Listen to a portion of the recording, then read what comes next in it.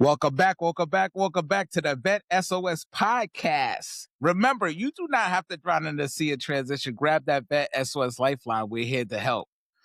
And today, sitting on the stoop, we're about to get the scoop. We're here to bring you the stories and the strategies that's going to help you propel yourself into the next phase of yourself. Today, we're diving into a conversation that could completely change the trajectory of your career. Because let's be honest, there are people listening right now who know they're capable of more. I'm going to go back. I'm going to listen to this because I know I'm capable of more. I'm going to be out there doing it.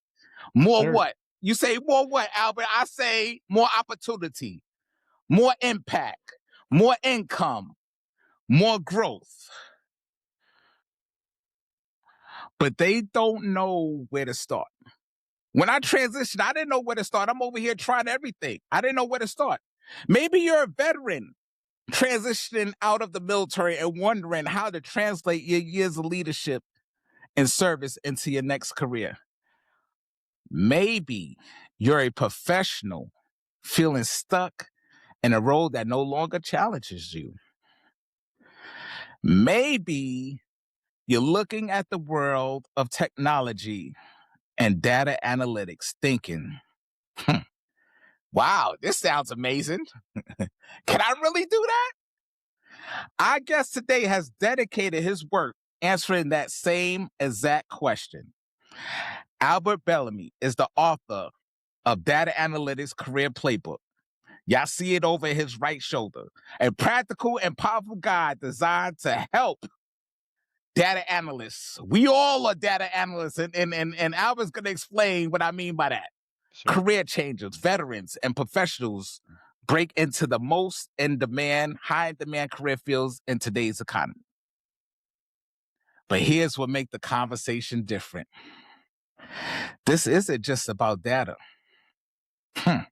It's about transformation.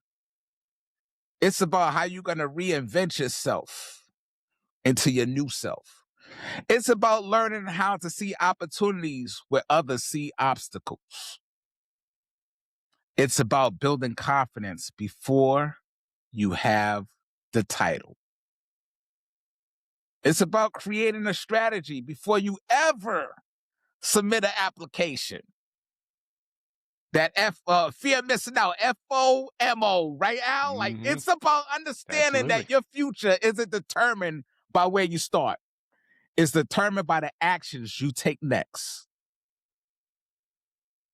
We're going to get the scoop on everything from building your analyst identity to mastering and navigating through LinkedIn, networking, interviewing, portfolio development, career strategy, and the mindset required to thrive in today's industries with an S. When you're looking to land your first analytics role, or maybe even pivot into tech, how about advancing your career or simply future-proofing your professional journey? This episode is going to be packed with a lot of information. So grab that paper, pencil, or if you have a notebook in this data-driven world, pull up that OneNote and start jotting down information because we're going in hot. Because when you come to sit on the stoop, you're here to get the scoop. Now let's dive in. Albert, what's going on, brother? How we doing today? Doing well, man. How are you? I tell you what, this year I'm going to do a 2.0 version. I think I'm just going to pull the transcript of what you just said. That's going to be on my back cover. Man, hey, it's on your. I even said it to you, so I just want to say, like I shared before we hit the record button of how important this information is. Yeah. Because a lot, I could just speak from me, right? I've seen a lot of individuals just kind of winging it. Mm-hmm. I even winged it when I first transitioned out, right? Because somebody told me, oh, well, you should try this. Oh, well, you should try that. Oh, well, but never giving me the information on how you place it in the book and wrote it in plain language and then actually seeing it in real time. Yeah.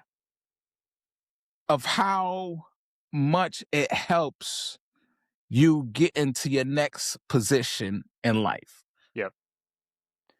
Well, you're never going to hear a veteran say, like, there's one thing you'll never hear from a veteran, 3, 5, 10 years after they get out. And that's like, oh, I nailed my transition. Man, I did everything I Right. had to do. I got out ahead of it. I had a great network. My resume was perfect. It doesn't matter how hard. I swear, people, like, you can go to TRS, TAP, whatever, like a year out from your retirement. You can use your TAD. You can do SkillBridge. I did probably 80% of it absolutely right. And I still look back, I'm like, man, I made so many mistakes. And so, yeah, I mean, I think part of it is just with your transition, like, you just got to understand, it's like, hey, you're only going to see the warts. You're only going to remember the mistakes. Your hope is, like, you got your bills paid, and you're okay. Like, you've got the time to adjust that you need. Some people need time. Some people just, I just went and I was like, I need my next job right now. Because I'll go crazy if I'm sitting around. But yeah, there's no such thing as a perfect transition. Just doesn't Yeah. happen. So I just about to ask you, I said, before we even dive into the book, like before we talk about the analytics, the portfolios, the LinkedIn, the interviews, or anything else, I got a little bit of scoop about you.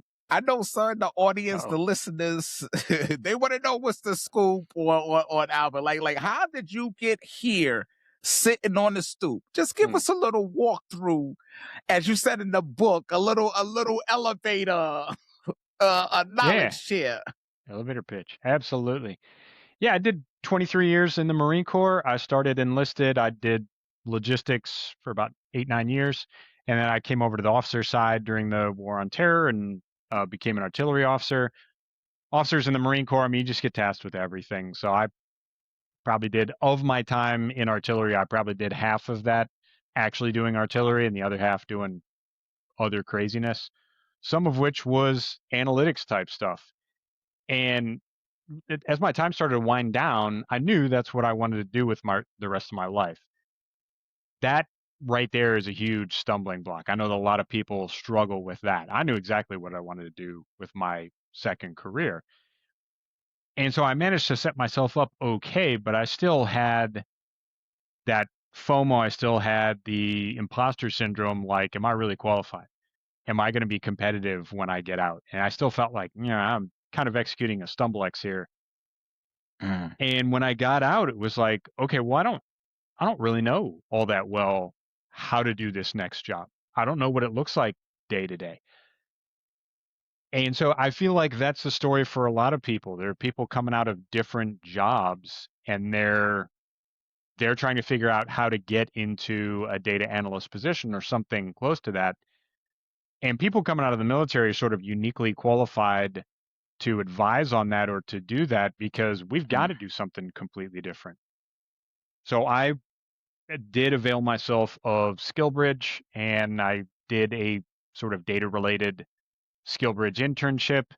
And then I started networking, and I just met a lot of people, and I didn't say no to anybody. It was like, do you want to go on this podcast? Yes, I do. Do you want to Yes. do you want to come to my transition event? Sure. Do you want to join my organization and build up your network? Absolutely. And for a while there, it was a little overwhelming, but what wound up happening was I just met everybody. Um, and I met influencers, and I met hiring managers, and I met authors. And I mean, you used to start rubbing elbows with successful people and you become a success yourself.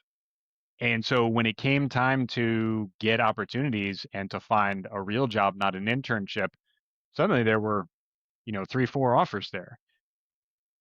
And so I don't think I even realized at the time how fortunate that was and how big of an offshoot that was of the work that I put in. But yeah, I just knew people and they were like, "Yeah, we know you, we like you, we'd love to have you come join us." Cool. And so that one job led to another, and then yeah, here I am. It was just I kept taking things. Was like, that sounds like fun, or that's a better job, or that's an interesting opportunity, and yeah, here I am 5 years down the Right. road. 5 years down the road, and you say, you know what? I have to put this in a book because you're going around, you're Yeah. meeting people, and you're hearing all these influences and other people giving information that's not really been battle tested, Yeah. right? It just been going off of hearsay.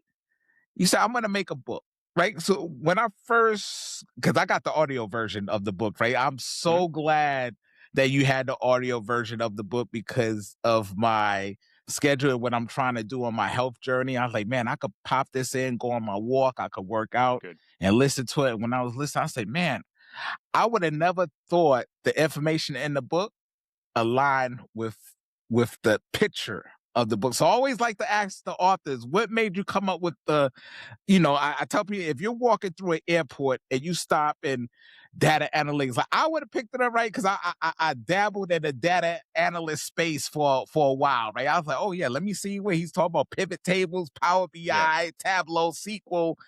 But it's more than that because it, like you said, it's a career playbook. Like you could use this information regardless of industry you're in because you're given the groundwork, the cornerstone for people to build their structure on. So Yeah. how did you get to that cover of that book?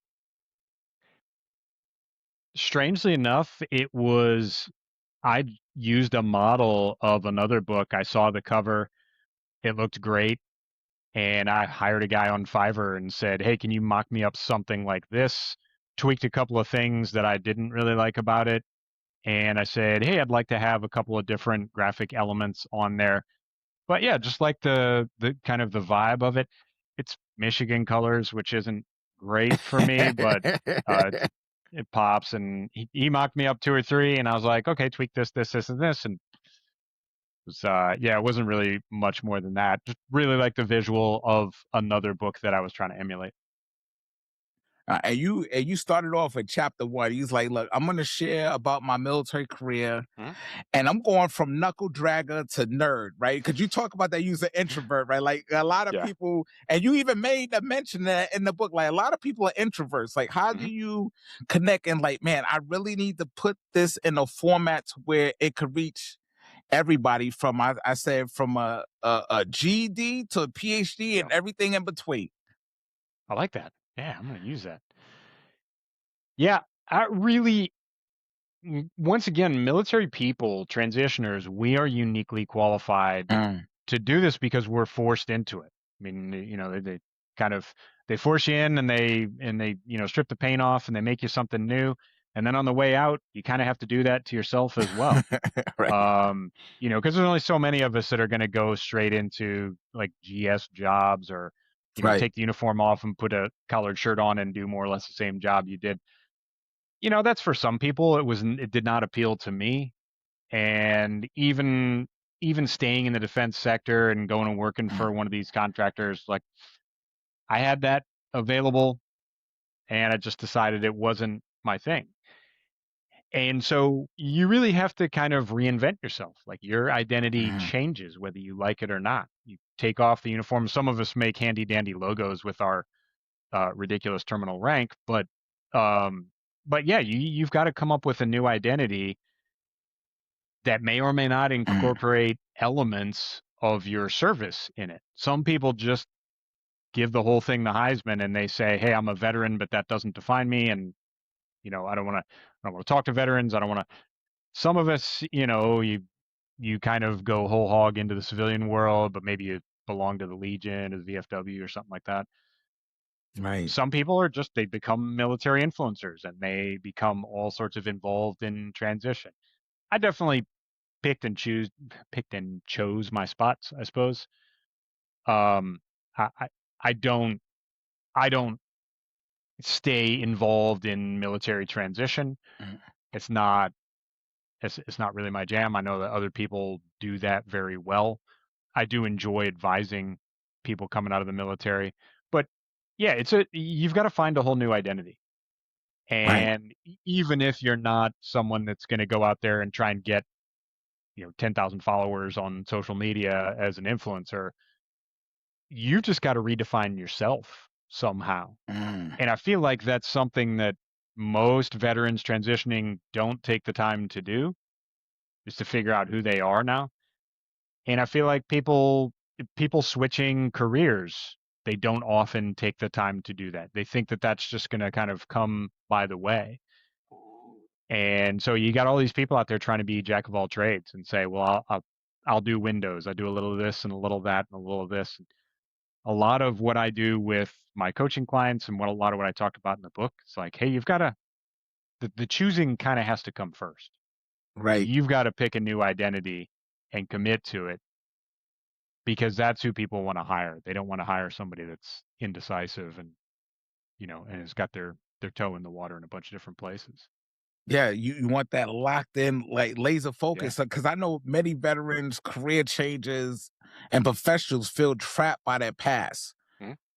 You know, how would you go about telling someone who believes they're too far behind, right? Because I shared with you, I like, man, I had to. I'm doing the profession for 20 years. You did it for Mhm. 23, and then now here you are. Have to do a. I had to do a whole pivot, right? I had Yeah. to do a whole pivot, and in my mind, I'm like, man, I'm not in my 20s. How can I start out me right? Because I don't have the I wasn't into the Minecraft, into the, I was in law enforcement, but now I'm trying to pivot into tech. I'm trying to pivot into Yeah. that. Like I had to try to figure out how can I connect the two worlds together.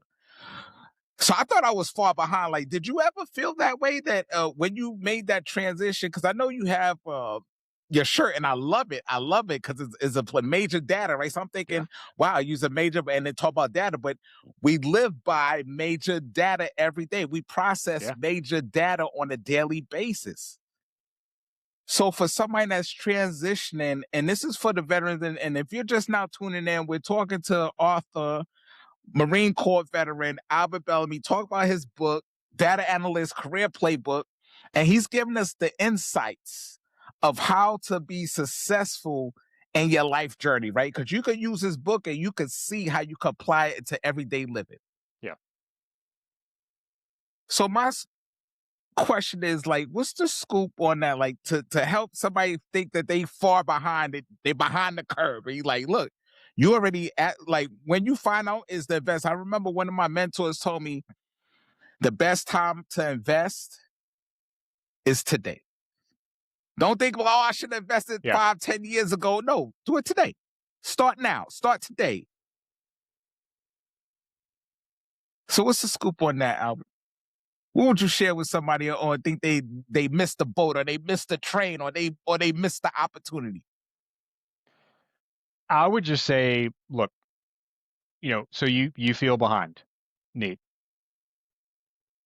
What if you are? Because I'm not Mm, here to say you are or you aren't. First of all, the feeling of being behind is just a feeling. You are where you are.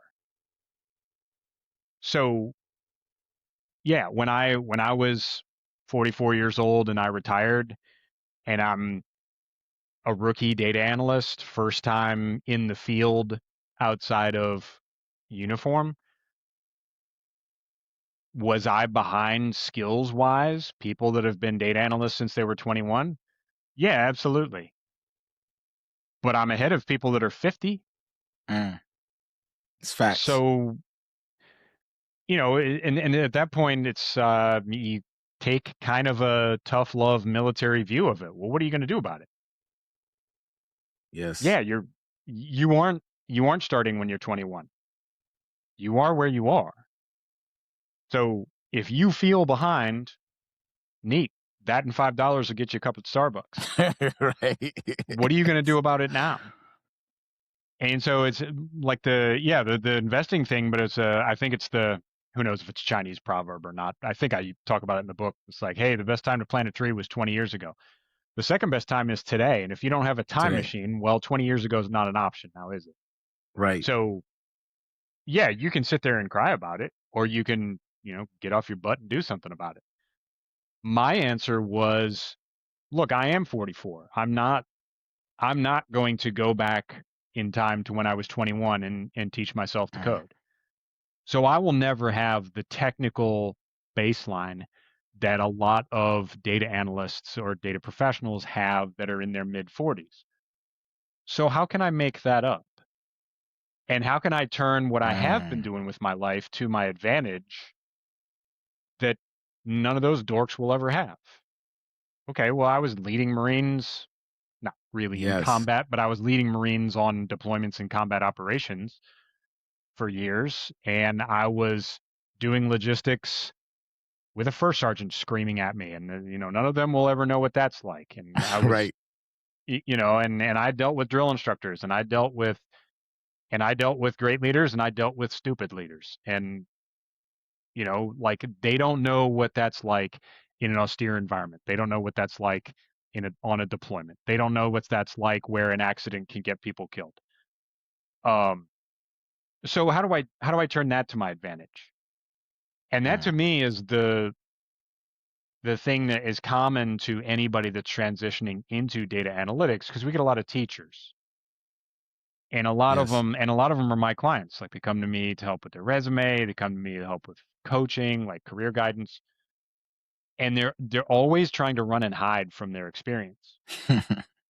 Like, hey, if Embrace I it. don't have to run and hide from like slinging 2,000 rounds as a fire direction officer, you don't have to run and hide from educating sixth graders on algebra.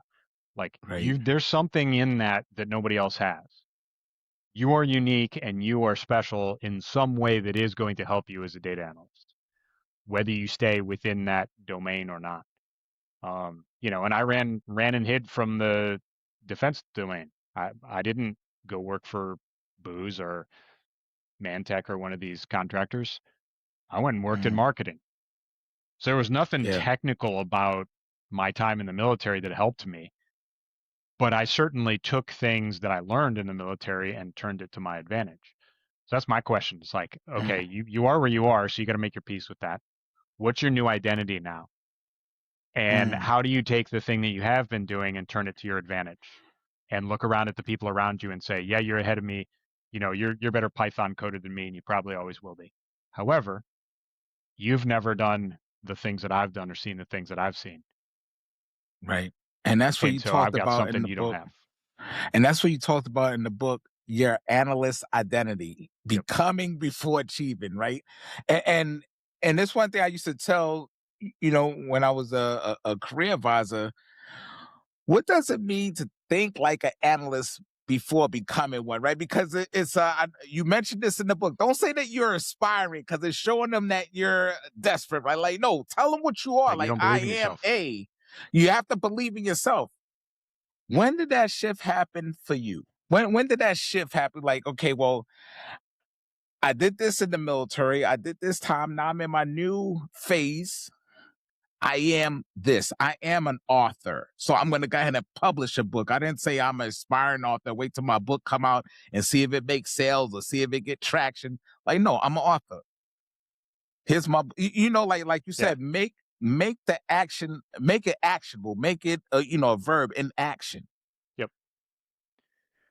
I mean, affirmations are powerful. I firmly Mm, believe in them. I am statements are tremendously powerful. I firmly believe in them. The funny thing is, it probably started for me with analytics, with mm, my LinkedIn headline, and with getting people to review it, people like Mike Quinn, getting them to review my LinkedIn profile. And he looked at my LinkedIn profile. He's like, "This sucks." He doesn't like when I remind him of that. But like, I volunteered for a live review of my LinkedIn profile, and I was super proud of it because I thought I'd right. applied all of the things that he taught me in his LinkedIn webinars. And he looked at first words out of his mouth. He's like, "Wow, this sucks." And I started playing around with, kind of having little games and little dares with him. Oh, you Mm, won't post content for 30 straight days. Watch me. And I did. And yeah. then, and he sent me a T-shirt for that. And then I started talking to like Liz Hartman, who actually lives right near me, another Marine veteran. And we started having little dares. It's like, well, you won't put this as your LinkedIn headline, or you won't put. And so, I'd start putting like kind of funny or silly things or things that I thought were amusing. Mhm. And eventually, I just said, you know what, this is me. And I just put data analyst on there before I ever had a job, Right. had, before I had the skill bridge, any of that. And I just said, because everybody sits there and says transitioning military officer, transitioning Marine, right. aspiring this, Right. and you define yourself by the transition, but you are not a transition. It's not you're one thing or you're the other. So you're a Marine officer, a Marine major, you're whatever, Right. or you're the next thing. But if you're in the middle, then you just look indecisive. And so Yeah. I tell college students, like, don't put college senior on your LinkedIn profile. Like, if you're still defining yourself as a student, nobody's going to hire you, Right. because nobody's hiring you to be a student. They're hiring you to Right. do the thing that you're going to be once you're done being a student. So Right. just put that out there now. And saying you're a data analyst is not like saying you're an airline pilot or a certified public accountant. Right. There's no industry standard certification that's required for you to claim that title. You just claim it. And if you have a problem with it, then just look at the work that you do. If you analyze data, you are a data analyst. Period. Mm, It doesn't require a specific degree. I can name 10 top-notch data analysts off the top of my head that have degrees in fine arts and psychology and right. economics, the one I got hanging on the wall, and all sorts of goofy stuff. But they gravitated towards the what they love about data analytics, and they Mm, just found that something in my background speaks to this, or something in the way my brain works with this. And so yeah, it's saying it out loud in public and daring anybody to tell you off mm. is that's like 90% of the battle right there. Yeah. And 90% of the battle is, you talked about in the book about nailing your pitch. Your Mhm. story is your superpower, right? Like Yeah. storytelling. Like, why do you think talented people struggle to talk about themselves? Because you said that, like, hey, I'm an introvert. I don't really talk about myself. It's hard when I used to write evals, right, for Mm. for my subordinates. Easy, but when I had to write one on myself, oh my Yeah. goodness, man, there's a lot of sleepless nights. I used to, Yeah. like, man, I don't know, I don't want to talk up myself, but how do somebody navigate through that? Is struggle to talk about themselves? What fear is really driving that? What's the scoop on that? There's a lot of different things. One of the most difficult things for people coming out of the military is the instinct to deflect credit on your Mm, team and your subordinates and whoever else. And so everything you did, I mean, you went downrange. I didn't go take any enemy trenches by myself. I'm not, neither one of us is Audie Murphy or, right, Presley O'Bannon. We're not charging the fort at Tripoli. Everything we did was as part of a team. So deployment happened, and I led my Marines downrange. Well, if it was just me, I would have made a pretty sorry ass artillery battery, one guy, because I don't know how to fire the cannon, but my Marines right. do. And so, everything is teamwork. Everything is you're part of a team. And so all of your accomplishments are, hey, as a fire direction officer, I slung 2,000 rounds downrange and didn't hurt anyone that was on my side. That's Hmm. awesome. But I couldn't have done that by myself. I was one part of a very complex machine. We identify strongly with that, and that's drilled into you no matter what service you're in. Right. Nothing you do is by yourself. You are a part of a large team. And it's super difficult to get out of that. And it's super difficult to even define what your accomplishments were. And so we default to, silly stuff that doesn't make sense to civilians, like, oh, I was responsible for $2 million worth of rolling stock. They don't Yeah. understand that. Right. Right. Because the first thing they Right. ask is like, hey, if something went missing or if something broke down, would that have come out of your paycheck? Yeah. No. No. Then No. why is that? Why is the dollar value significant? Like they don't get that. But it's something we all put on our fitness reports and our evals and all this Right. stuff. Um, So yeah, you've got to get totally out of it. It's just like changing your identity. You got to change your identity to Mm, it's about me now. And when you mm, go into a job interview, like I'm not going to sit there and be like, "Hey, my Marines and I did this deployment, and there were 134 of us. Now, if I'm trying out for a job where I got to manage 100 people, Then okay, you'll use maybe. that. Right. But if I'm going for most of us are going for individual contributor jobs, or maybe hey, I'm going to have 3 people working for me. Okay, well, now you got to show what you can do, and that you have expertise Right. and you have domain knowledge.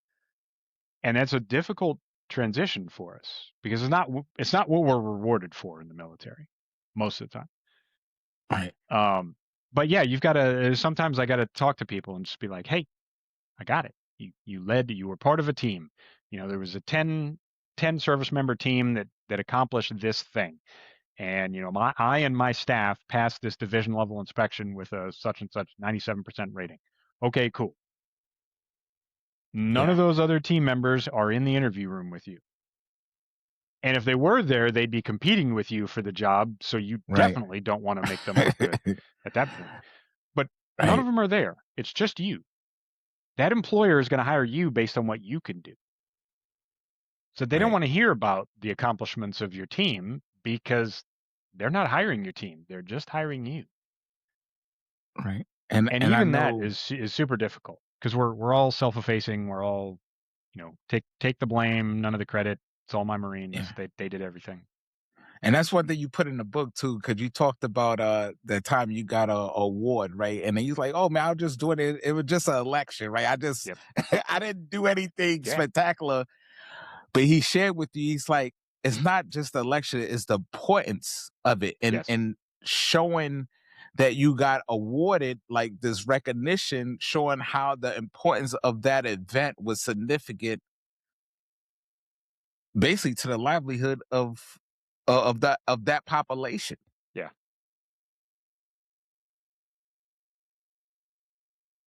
So veterans emphasizing to telling their story, walking somebody through their action, what transferable skills are consistently overlooked, right? Because we talked about that, right? Like some, Hmm. man, I didn't know I could do this.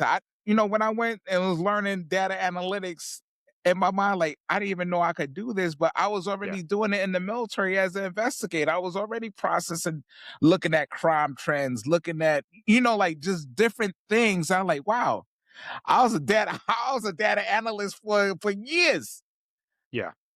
but I didn't know it was that until, like I went through your book. I was like, man, that makes sense. Like, so some of the things that we already experienced in our previous jobs, even if you're coming from a different profession, that profession could align with each other. You just have to find that. I call it the link. Like, where is it linking at to where Hmm. you could kind of relate? Because that's where you go to these interviews. They're gonna ask you, well, okay, you're pivoting from this career to this career. So how are you relatable? How can you bring your past experience to this experience right here? Because we're all about the bottom line, the dollar. Yeah. What's the scoop on that? A lot of it is so you got to get past the introvert thing and you got to go talk to people. And I try and sum it up sometimes for my clients like, hey kids, you got to get out there and make some friends. Mm. And you've got to start associating with like whatever decision you make. So your analyst identity or your whatever identity, your interior decorator identity, if that's what you choose. That identity that you choose, you got to go start hanging out with those people, at least online. And you got to start getting them on calls, get them on coffee chats, and see what it is that you want to do. See what they do day to day. And the more you talk to people, and even if it's not like face to face, I recommend that you make connections and talk to people because that's where the real inspiration happens. Right. But I get inspired by just by listening to podcasts and listening to people talk about their experience. And that was a lot of how I kind of immersed myself in analytics when I was still working full days as Italian XO. I had a half-hour commute, and so I could most of the podcasts I would listen to would be like 1 hour episodes. Well, cool. That's one day driving in, driving back. Right. And what would happen was I would listen after a while, I couldn't get through 15 minutes of a podcast before I'd have to pull over and write down ideas that I had or questions that Mm. I had for either the podcast host or the guest, and I would write down these ideas, and I would drive into work and I would write down the ideas that I'd had in the following 15 minutes. And then I would just get on LinkedIn, connect with the person, the podcaster, the host, whatever, say, hey, loved your most recent episode. I have these questions for you. Mm. And probably 4 out of every 5 that I talked to, they would connect with me. They would answer my questions. Quite a few of them would get on a call and would just chit chat with Yeah. you about the job and what they do, and or they'd have some opportunity for you. Be like, hey, do you want to be on my podcast next? Yeah, I do. Awesome. Yeah. Opportunities. Yeah. And that's And perfect. so it's immersing yourself in the culture and the domain and the identity that you're choosing to go into. But that's where you get inspiration, and that's where you start understanding. You're like, you hear someone else's story and you're like, oh my God, I did Right. something like that 5 years ago. I didn't call it data Yes. analytics, but it's this. And so, yeah, a lot of times people will tell me like, I don't have any ideas, or I don't know, I don't know if I fit in, or I don't know if this is a job for me. Or anytime people get stuck, my first recommendation is go meet some people or go listen to some good content. Because if you're reading books, if you're listening to podcasts, if you're talking to actual humans that are in the spot where you want to be, it's that, what was it, you're the product of the 5 people you spend the most time with. Yeah. Well, you might not be bestest friends with them, but if you can start spending your time talking to people that are successful in the industry you want to go into, 9 times out of 10 you're going to be successful too. Yeah. And for the ones who are just tuning in, because I know some people they pop in and pop out, Albert. So we're talking to the author here of Data Analytics Career Playbook. You can use it for any career that you're in, right? You can use it because it's valuable information. Yeah. And Albert just alluded to one thing that I did not know anything about until it was time for me to transition.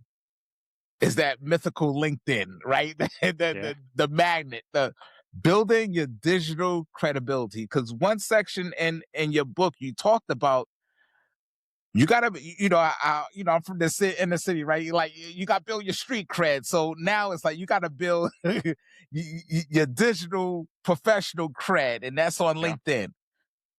Why are people still underestimating LinkedIn? What's the scoop on that? Because I know some people like, oh, it's another social media platform.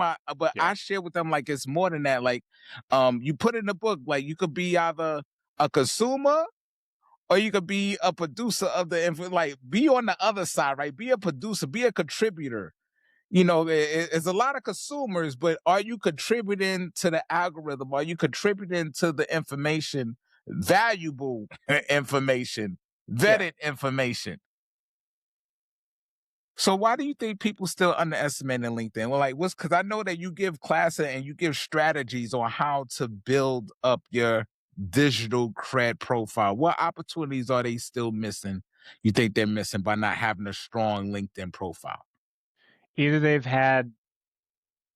a lot of them have had negative experiences on social media, Mhm. and it's usually not on LinkedIn. It's usually on Facebook or Instagram or one of these kind of more frivolous social media platforms, more social media platforms. They start getting in arguments with their family about politics, or they see somebody's like posting about their margarita or their, the Thanksgiving dinner they Yeah. made or whatever. And so they think, oh, I'm not a social media person. Okay, cool. I'm not really a social media person either. Um, I use social media to get ahead. Right. And to me, I'll usually the metaphor that I like asking people is like, hey, if you had to build a picnic table for your backyard, what kind of tools would you use? And usually the students will be like, oh, I'd need a saw, I'd need a hammer, I'd need a Mhm. measuring tape, I'm like, okay, cool. And so we'll get a list of like 4 or 5 tools, and I'll be like, all right, now instead of the hand saw or the table saw or whatever is the optimal, I was like, I'm gonna give you a rusty hacksaw with like a loose screw in it. And you can't have a hammer, but I'll give you a rock. And you can only have half of the nails that you need, but I'll give you like a kind of half broken staple gun. And you just take away like all the best things. And I'm like, with ideal tools, how long would it take you to build a table? Usually say an hour or two, something like that. I'm like, okay, with the busted tools that I just gave you, how much longer is that going to take? Twice as long, 3 times as long. It's like, okay, you can't measure with a measuring tape. You got to measure with like the little ruler that's on the side of your leather. Right. But you start taking things away, and then you say, okay, if you had those tools available, is there any reason why you would say a saw? Who needs that? I'm just going to beat the 2x4 in half with my fist. A hammer? Don't need that. Let me carve dovetails into the. No, you would never do that. So why is it when people acknowledge, hey, a network is the best way to get ahead? And if I met people within my domain and within my industry that are hiring managers, and if I put in the sweat equity to do that, I would be a lot better off. But I'll choose not to because I got an argument with my Uncle Steve on Facebook about politics. Like, don't let your your bad experience with one handsaw sour you on saws forever. It's still the best tool for the job. So that's they say, oh, I'm not a social media person. I don't like social media. Yeah, well, you don't like your obnoxious family shouting at you about politics or whatever. Like that's not. It's a tiny niche on LinkedIn, but that's not LinkedIn. So so there's that. You got to be able to distinguish. And then the other thing is people are afraid to put content out there. And it's the same people that will post a picture of their margarita on Saturday night on Facebook, but they won't go out there on LinkedIn and say, hey, I'm looking for a job. Here's my list of qualifications. Right. Would you like to meet up? Hey, I had an interview today and I feel like I can work on these things. Anybody else seeing that out there? Hey, I got shot down for this job, or I got this good thing happened, this bad thing happened professionally. They don't feel confident talking about that. They think that you have to, and maybe it's from other platforms, but they think that you have to be perfect on social media. So you can't be the one on Facebook talking about like mental health. But you can definitely be the one on LinkedIn out there talking about, hey, I wanted this job and I didn't get it. And I think I know why. Here are the 3 things I did wrong. Here's what I'm doing to fix it. Right. And that's what I try and encourage people to do. It's like be honest. You can be vulnerable to a certain extent, but you've got to be constructive about it. And as long as you meet those kind of requirements, you're going to be fine. People really enjoy reading honest content on LinkedIn about an employment journey. Right. And definitely the ones who go out there to look for content on LinkedIn are recruiters, right? So I know it's you have in the book like, hey, Can be, recruiters yeah. notice certain stuff in 10 seconds. Like what Mhm. and you shared, right, what instantly turns them away, right? Like don't be posting about the margarita you had last night, right? Yeah. Bring to the industry like, hey, I had this issue. This is what I did. Any suggestions on how can I, come to this result a little bit faster? And then you'll be surprised. People will chime in or people will send you a direct message like, hey, I use this platform. I tried it this way. So now they actually see you with problem solving, right? In real time. Like this is real time problem solving. So recruiters see that, and guess what? They're gonna reach out to you like, "Hey, we have I see that you have this that you saw. We're actually looking for a role that we have that's had this same complex task, and you just showed in real time that you could solve this issue with a little bit of guidance. Yeah. Are you available for a conversation?"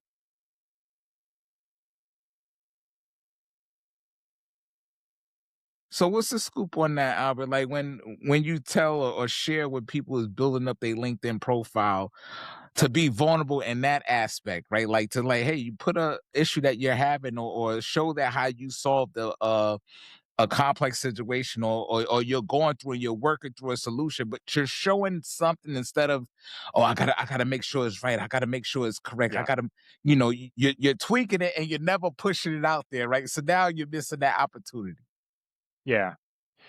I think you've got to show that you're imperfect, but that you're working on it. Mm, And that's that's kind good. of a recurring theme. It works for Like you're in an interview. They're always going to ask you like, "Hey, what's your biggest weakness?" And you can't sit there and say, I'm late for work a lot, or I'm kind of lazy. I have Right. trouble with self-motivation or something like Right. that. Like you don't want to admit like anything that's Right. going to make them not want to hire you. Yeah. But you do have to give them something legitimate. You can't give them the old like, "Oh, I work too hard and I care too much," like the Michael Scott BS. Right. So you have to give them something that's an actual weakness, but you got to show them that you're working on it. Mm, And that's what I tell my coaching clients. It's like, hey, when they ask you that question, you need to have put some thought into it. You can't be winging it on game day. That's right. got to be something you're ready to answer. And it's got to be something that you're ready to answer constructively. And my standard answer to that, and it's dead ass honest. Like this is a weakness of mine, and it's something that I've identified. When the chips are down and something's behind schedule or something's effed up, or client's mad, my initial instinct is to hunker down and just work myself to death trying to solve it myself. Mm, Like I don't instinctively leverage other people if the pressure's on. I think I can just fix it myself. And I know that, and I identify that, and when I see a pressure situation popping up, I know that I need to force myself to take stock and say, okay, who do I have on speed mm. dial that I can talk to? But that's just an example. And there's nothing Yeah. necessarily that you got to learn from that. But it's an example of in an interview, how do you admit weakness in a way that shows like, hey, you want to hire me more because of this. I'm Right. not going to BS you. I'm not, and I'm also not somebody that's so arrogant or so, lacks so much self awareness that I don't think I have any real weaknesses. I know that I do, but it's something that I'm working on. It works the same for content. Yeah. So if you're putting something out there, like the people that put stuff out there, and there's tons of them that just gripe on LinkedIn, and I call them perpetually unemployed. They are the perpetually unemployed. They got the green banner up and they've had it up for a year or 18 months or 2 years, some of them. And then by and large, they're good people and they Mm, mean well. And I don't think they truly understand what they're doing wrong, but they're constantly just like, I got another interview and I didn't get the job. And it's just, I can't catch a break. And nobody wants to hire that person. Nobody. right. Because you have no self awareness. I've Yeah. never had an interview that I come through it and said, nailed it, perfection on every answer.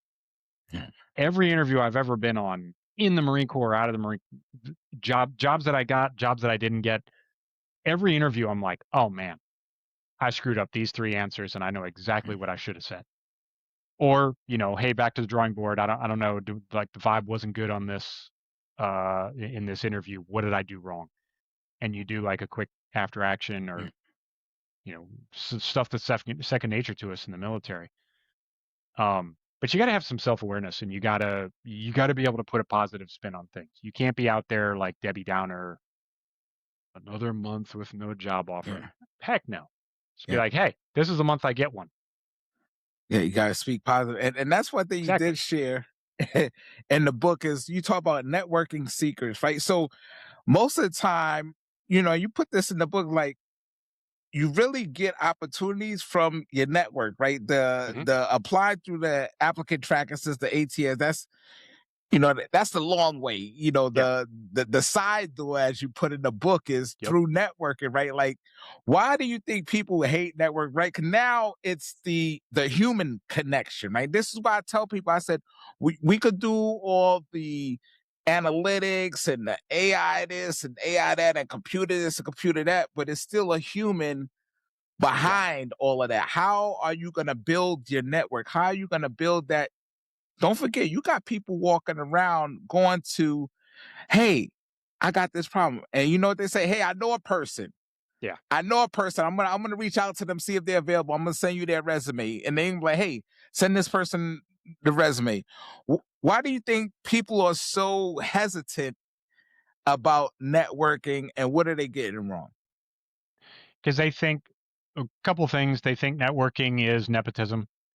They think it's, a grift. It's people that aren't qualified getting jobs.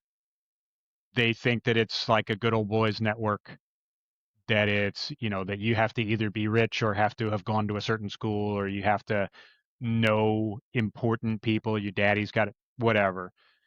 They have this instinctive negative reaction to it. We all have networks. And so, to say, well, I don't have a network or that person doesn't have a network. No, that's false. Everybody knows somebody. Right. I mean, you can have a weak network. You can have a stale network if you haven't engaged with them recently. All of those are problems. And you can, networks it's like a muscle. No muscle is ever static. It's either getting Yeah. stronger or it's getting weaker. Right. Same thing with a network. Your network is always, if you're putting time and energy into it, it's getting stronger. If you're not, it's getting weaker. And every connection in your network has a half-life. And the longer you haven't talked to somebody, the less they know you. And the less they're likely to, your name is likely to be top of mind if they, if they've got an opportunity that they know about. So yeah, people just think, and they think that networking is going to a mixer at the university or swilling martinis with the good old boys at the country club. It's absolutely not. And I don't go to, I say I don't. I rarely go to in-person networking events. I have not done military influencer. I don't consider myself a military Because I influencer. know you share, it's like, hey, it's good to And so reach out to I don't, people and I on know plenty LinkedIn of that's people like that have minded. And then, amazing networks you get through that the can't networking. stand, that Yeah, they you cannot stand going to in-person networking events. They hate it. Mike right. Quinn, he's an introvert. He hates going to in-person networking events. He goes and he has a good time and he talks to people. But it's just introverts just need time off from Yeah. the crowd and the party. Extroverts, they feed off of that. But yeah, I think networking, you can online network, you can network as an introvert. All of those are great things. I mean, you can take it at your own pace. I definitely, when I started my network, it was 5 minutes at a time because that's all I had to spare. It was just, it was like bathroom breaks and in between emails and meetings and all of the demands of a battalion XO. It was like, pick up my phone, send a connection request, put it back down, do the next task, get ready for inspection. Like, pick up my phone, answer somebody's comment on a post, put it back down, go to the next meeting. That was what I had to spare. And so, Right. yeah, I don't really have too much sympathy for people that say, "Oh, I don't have a network," and then that's the end of the sentence. That's like the whole, the thing at the start, like, "Oh, I'm behind," and Yeah. then it's like, okay, neat. But like, what are you doing about it? Yeah. And like Same you thing with a said, network. Best time to everyone start your network was 20 years ago. The second best time is today. is You today. are where you are. You are where you are. And Yeah. now you navigate through the networking maze and somebody Yeah. reaches out to you like, hey, send me your resume. Here, this was me when I first was a newbie in the transition space. Mhm. I pulled out the old resume, I blew the dust off, Yeah. wiped it off, and here you go. I'm like, and I didn't get no callback because I had old or outdated information for one Mhm. position when I was getting recommended for the next. Like, why do you think so many resumes fail before they even get read? Oh man, I got a whole. My next book is literally all about resumes. That's what Yeah. I did that for like 2 years. I still do resumes. I don't advertise it much. Um, why do so many resumes get rejected? We can talk about that for another hour. The main reason is it does not, the job of a resume is to show that you're qualified to do that one job. That's it. Yes. And so people will ask, like, well, should I tailor all my resumes? Should I have one base resume? My question is always, how much do you care about the job? Like, do you want that job and That's none good. other? If you do, write a resume for that job. Right. If you don't, if you're applying to 100 jobs today, okay, well, you're not going to write 100 different resumes, even with AI. Like, you're just going to mess it up. So if you're trying for like more of a volume approach, if you're sending out 100 applications a day, okay, well, make sure you got like one or two good resume variations, depending on how many different kinds of jobs you're applying for, Mm. and just fire that off. And and that can work. Now, if you're getting no response, analyze that and Yeah. tweak it. But but yeah, then my question is like, hey, is this your dream job? Is this a job you really, really want? Or at least the job you really want today? Awesome. Like tailor your resume to that job. And, Mm. it's like if you I mean, it's like what's the old saying? Like, don't tell me what your priorities are, show me your budget Yeah. and I'll tell you what you care about.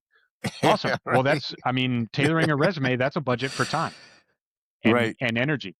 So it's like, don't tell me you really want this job if your resume is old and outdated and you didn't tweak it for these requirements and in this particular company and their mission statement and all that. Like, if you didn't put any effort into it, well, then you've just shown me based on your allocation of time you don't care about the job. If Right. you care about the job, you should be tailoring your resume for that job. Um, and with Yeah. AI can make it easier, or AI can turn your resume into chewed oatmeal. Um, Right. but yeah, most people don't know the difference, and that's the thing that they, going back to like what the recruiters can spot a mile away, they can spot a like AI generated resume a mile Yeah. away, and then Yeah. they don't trust anything that's in it.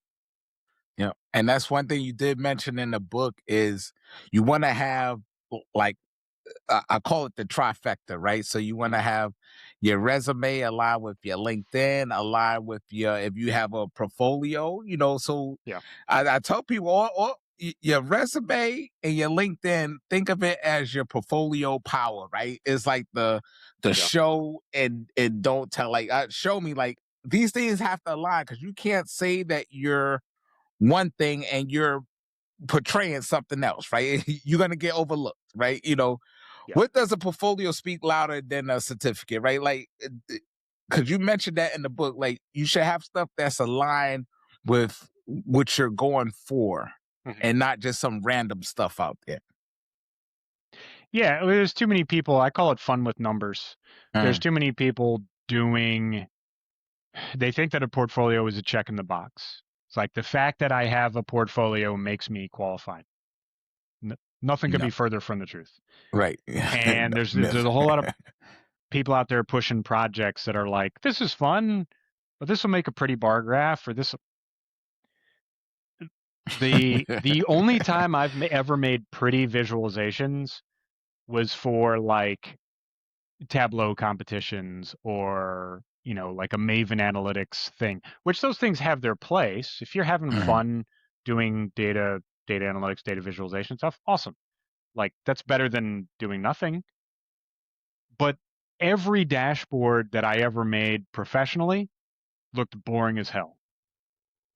I mean, it just they're not made to be visually appealing. If you're doing some sort of pitch deck or something, or you're trying to do something for a client, yeah, maybe. But even so, you're better off like if if you put up a PowerPoint slide and it has more than one graph on it, you are not being effective.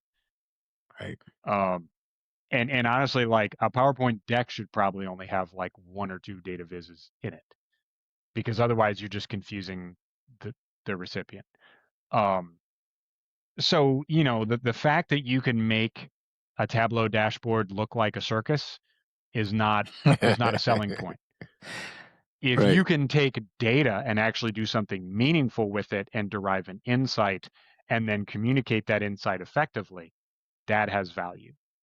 And if you can do Mm. that in a particular domain, that's the thing that way too many people screw up is they don't realize like there's a whole language for each domain in data analytics. Just like, if you're not a Mm. realtor, if you go to if you go to sell your house, you don't speak the language of real estate even if you're kind of aficionado. I mean, these people swim in this water day in, day out.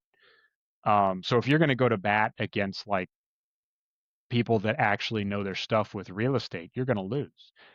Mm. Um, and, anytime you're an amateur in something, you're not going to compete with the people that are professionals. And so all of these data analytics domains, healthcare is the worst. Healthcare has its entire own language. Yeah. I spent 2 years in marketing. Marketing analytics has its own language. And if you don't learn to speak that language, you are of Mm, limited usefulness, because anybody hiring you is like, I got to spend 3 to 6 months teaching this person what matters. Whereas right. if you know going in, if you've made that decision, hey, I am a healthcare informatics expert, and all of your projects are in healthcare informatics, and you've got content published out there about, Mhm. your interest in this and the things that you've seen in this, like, it's not as good as professional experience, but it's a heck of a lot better than just, fun with numbers projects that show, hey, I've played with this platform, and Right. I've done a Power BI thing, and I've done a Tableau thing, and like, if you're speaking somebody's language, they want to hire you. Right. If And not, that's they got to teach you. right. And talk about teaching. You have to have, you have mentioned in the book, strategic planning, right? First thing, Mhm. I tell people, first thing, what do you want? You want a career or you want a job? Let's start there, Yeah. right? If you just want a job, your mindset has to be that.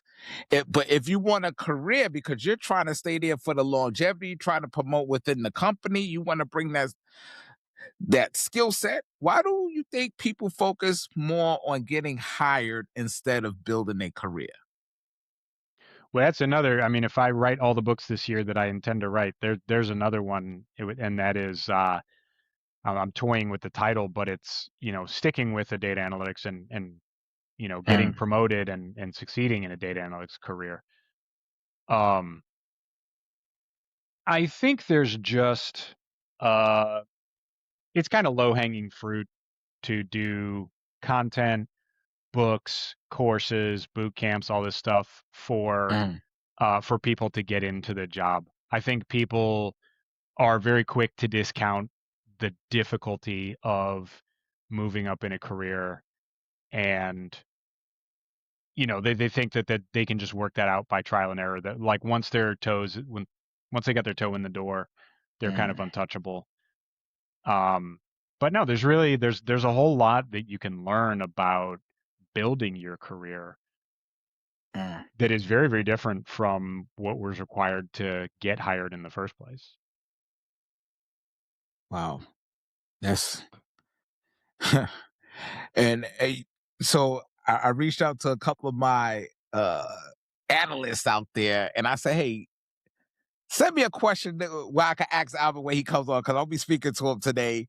Uh-oh. And one of the questions they said to me, it's like, if someone feels if someone feels overwhelmed about breaking into because they're into data analytics, right? But if they feel overwhelmed to breaking into any industry, Mhm. what is the first step they should take when this episode ends? That's the question that was set to me. I was like, oh man, that's a good question. It's like, well, you First have the step they expert. should Come take. on, yeah, Okay, if they feel overwhelmed getting into industry, a new yeah. industry or a new So job. yeah. So they going into data analytics, right? So I just want to put it for data Mhm. analytics slash if somebody else is listening Sure. out there, they're trying to pivot into a whole new industry. What's after listening to this podcast or viewing it, what's the first step they should take?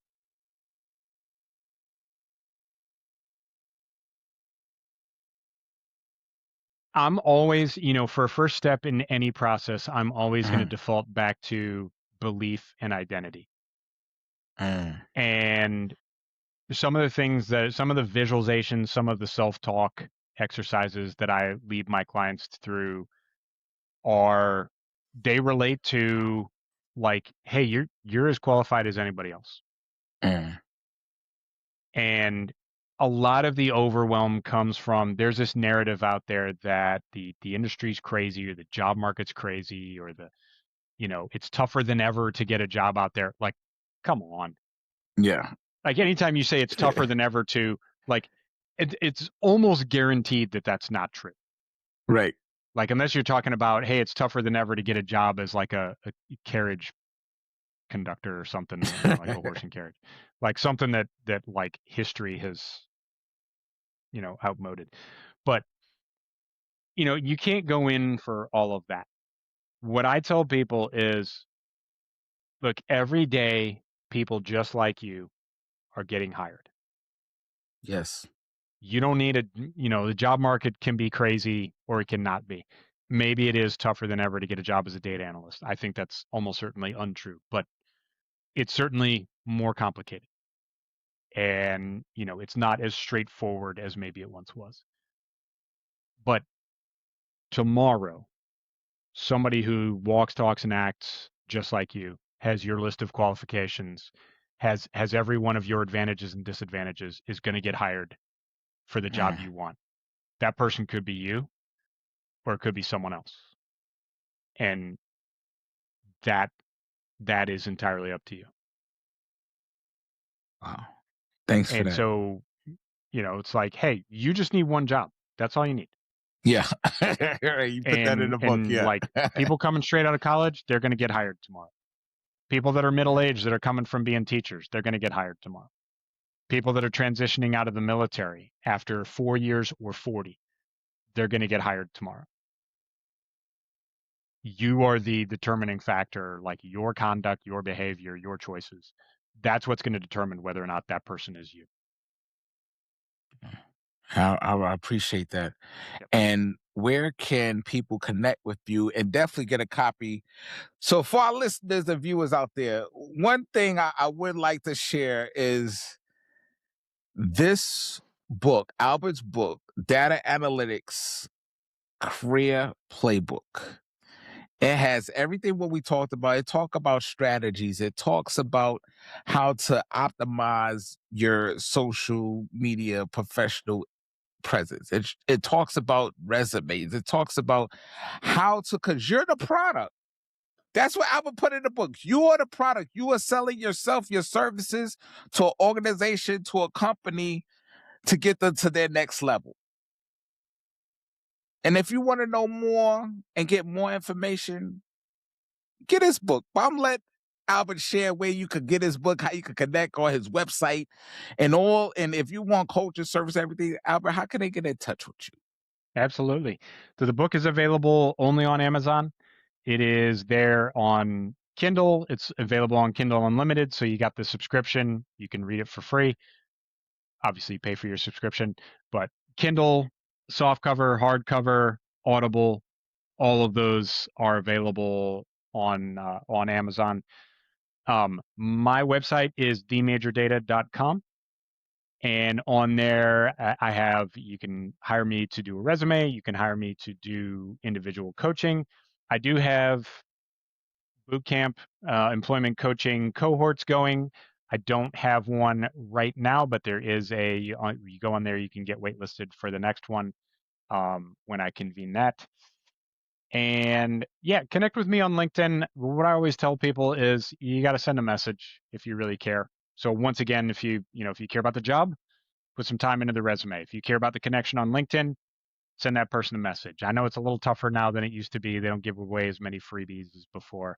But hey, if you want to connect with the person and you want to really get to know them, I pretty much always connect with people that say, hey, I really enjoyed your appearance on so-and-so's podcast, or I saw you, I contributed to a couple of different analytics courses.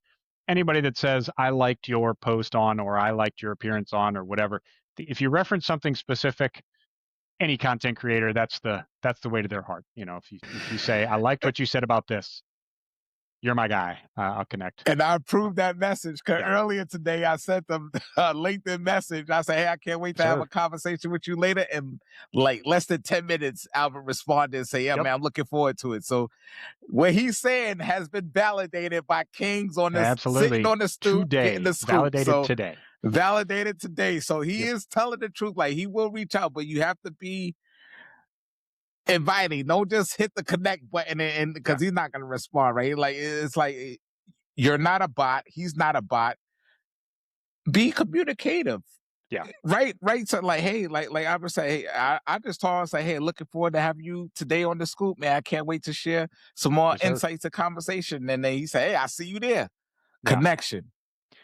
Yeah, and I probably got, I'm not in that much demand right now, but I've probably got almost 100 connection requests in my inbox, and I, if they don't come in with a message, I'll get to them when I get to them. So I appreciate it, and thank you for coming, sitting on the stoop, sharing the scoop about your book, about how to be seen in this world of unseen.